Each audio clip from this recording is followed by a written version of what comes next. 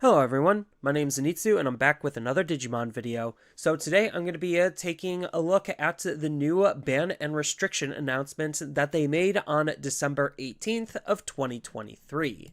So if anyone's unfamiliar, you could easily find the ban and restriction on their website. It's under the rules section, and they even have a big banner that highlights the newest addition to the ban and restriction that's going to take effect on March 1st. They also made a couple of various different social media posts if you want to go read those as well as a extra little letter going even further on the insight as far as why they decided to ban and limit these cards. So as far as what actually got limited to one, we got 5 new cards added to the list. We already kind of saw the preview of all 5 of the cards, and all 5 of the cards are well warranted in their restrictions. So if you wanted to, here's their little type up as far as why they decided to ban and limit the cards. So the first one is going to be BT15 Apocalymon. So, BT15 Apocalymon is just absolutely a monster. It is a disgusting card. This card is just so good that it was borderline a design mistake, and it has proven to be very dominant in the metagame over in Japan ever since it was released. Apocalymon just created a lot of unfun gameplay just because he's very easy to get out thanks to all of the purple cycling engines that he could take advantage of and try to set himself up really quickly, and then he becomes basically a level 7 that you could just drop in for 3, and then he's going to mill the opponent probably about 6 to 8 cards on the single turn, make it so they can't really do a whole lot when he hits the field, and even if he goes away, they could just easily replay him because all of the resources used to, well, play Apocalymon just go right into the trash, so that way he could just use them over and over again. So it's not like it's that difficult to be able to replay another Apocalymon, and it kind of just creates this unfun game loop where he's just going to sit there, mill the opponent out. The fact that we haven't really been able to have a good counterplay to him means that he was just way too strong. He also restricts game design with on-play level 6 Digimon, so they just decided to take care of the problem and to reduce Apocalymon to 1, essentially making his deck null and void because he is, well, the win condition of that deck. I feel like a lot of people were just looking at Apocalymon and were just saying they should have just errated the card, but Bandai hasn't really done a whole lot of erratas except for when the card was just translated incorrectly. Errating too many cards just makes the game really clunky as a whole because now you have to follow a spreadsheet as far as what actually the card does, or they reprint it, which they generally don't want to do because now it just makes all of those other old copies really confusing. So I understand why they just didn't want to errata the card, and I agree with it wholeheartedly. We do have to note that this is the first secret rare to ever get limited, so higher rarity cards are officially on the table in terms of what actually can be limited.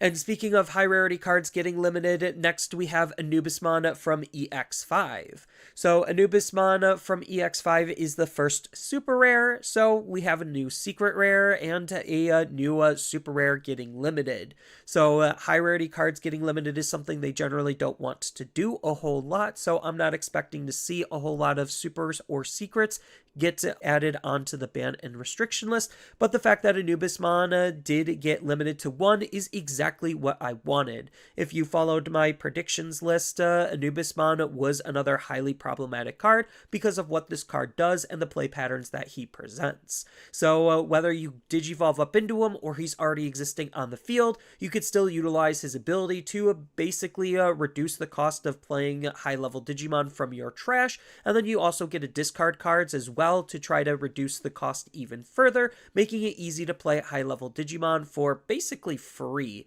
But not just that, just how cards are being utilized in general, just because when you're going to be playing a Digimon by an effect, then you also get some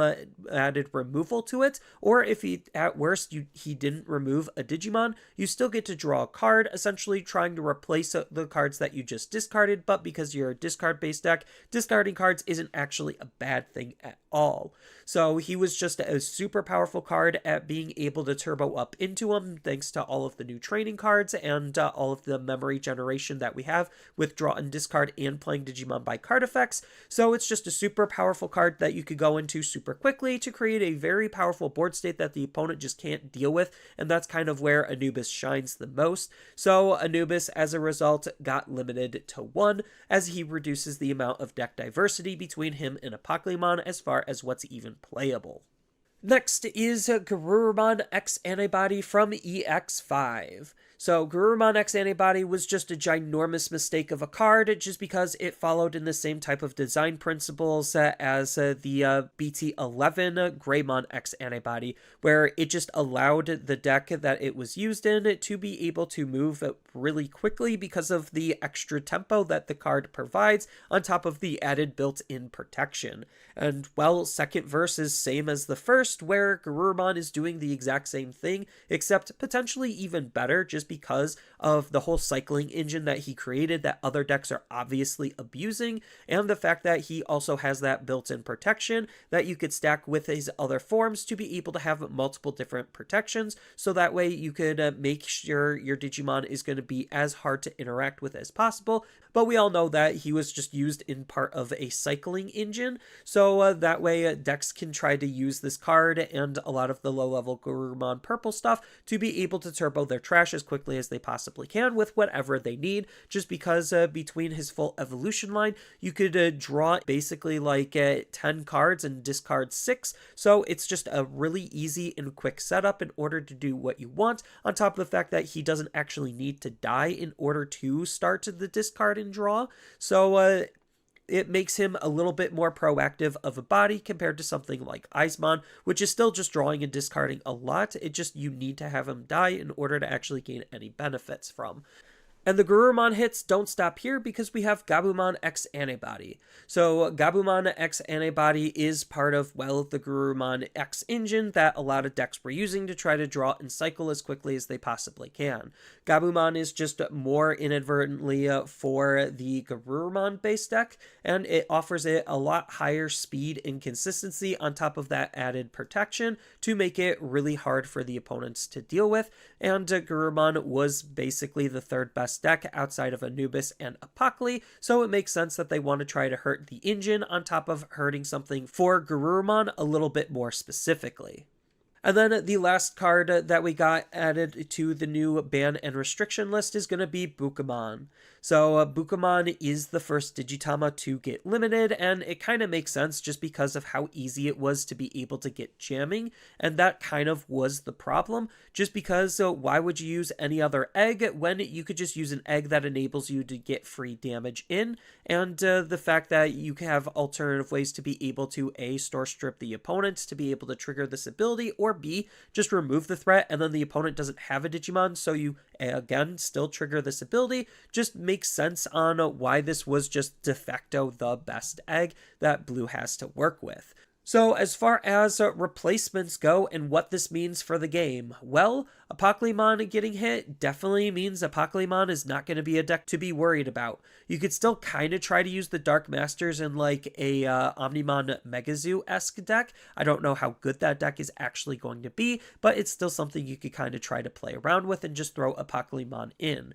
It is unfortunate that we did get a big Chase Secret Rare to be hit, but I'm totally okay with that if it means that the game is going to be better overall because we don't have this toxic deck to play against. Anubismon was another really hyper toxic deck. We still get to play with him a little bit just because he's in EX5, and EX5 comes out before BT15, which is obviously going to be before this ban and restriction list takes effect. But as far as what the decks that we're using Anubismon are basically going to switch to is, well, they're just going to go away completely. He is another deck where the whole deck is centered around Anubismon and how he functions, and he was functioning basically to be able to play a whole bunch of other Digimon out alternatively, like Mervamon or some of the Demon Lords with on-play abilities. So as a result, basically whatever deck those players were going to be playing is just going to basically play that deck. So that's going to be a little bit unfortunate, but he's still going to be a really good tech one of to have for all of those decks nonetheless.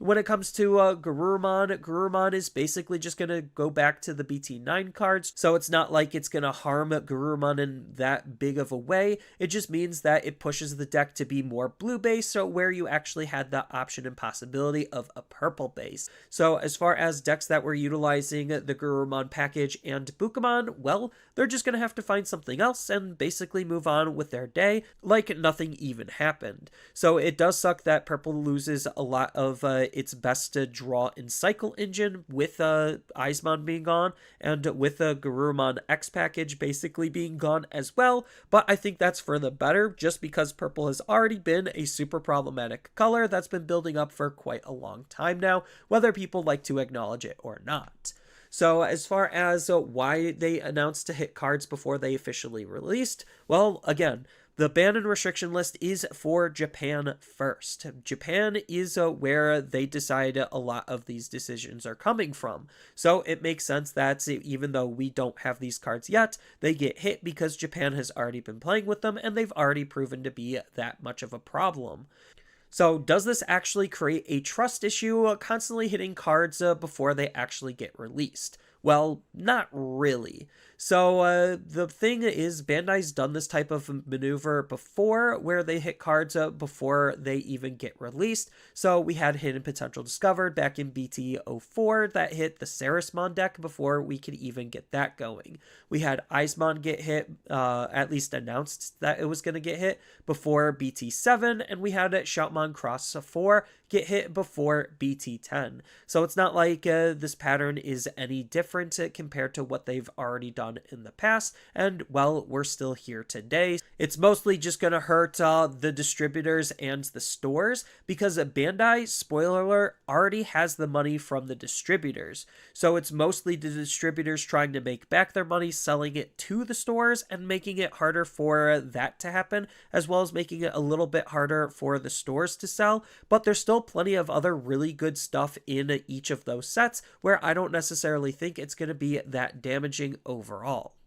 So will this harm the value in sales of EX5 and BT15? Well, as I kind of already just been alluding to, not really. So EX5 is Nationals format, so we still have to buy into the set, and the set is still at full power when we're going to be playing in Nationals. On top of the fact that EX5 also comes with a whole bunch of extra goodies and a really decent secret rare based deck, where a super rare and a couple of rares and commons getting limited isn't necessarily going to be that big of a deal. BT15 is going to be a little bit more of a bigger deal, but that set's already going to be super messy to begin with, considering it's going to be fused with LMO1, which is a lot of the new Ghost Games cards. So that set's already going to be an overbloated set, and well, depending on how that fusion between BT15 and LMO1 actually is going to play out, is going to determine if it's going to actually be good or bad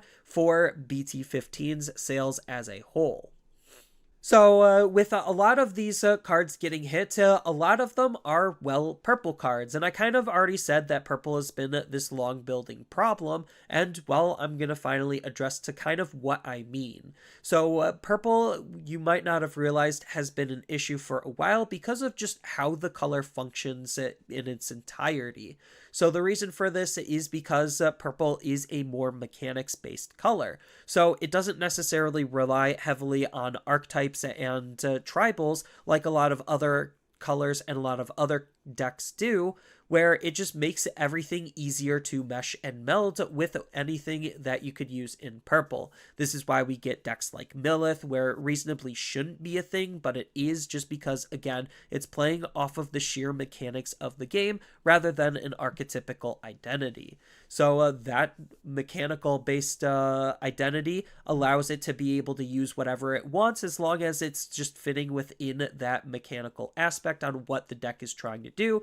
usually being being either a discard-based deck or a mill-based deck, on taking its approach on how it wants to fill up its trash as meaningfully and quickly as it possibly can. So it doesn't necessarily matter which engine it's using, as long as it's just using an engine to be able to facilitate itself, and it's just going to default to whatever the best engine is to allow it to draw and discard or invertly mill and gain benefits from milling as best as it possibly can. And with the cards only increasing in quality, it was bound to happen where they're going to create a certain combination of cards where it's just going to be absolutely broken and busted that a lot of purple decks are going to take advantage of. And then because a lot of those purple decks are taking advantage of it, that's going to be the majority of what's actually going to get played versus what their intention was on what should be played. So as far as my overall thoughts on this ban and restriction list, just to ring the video home,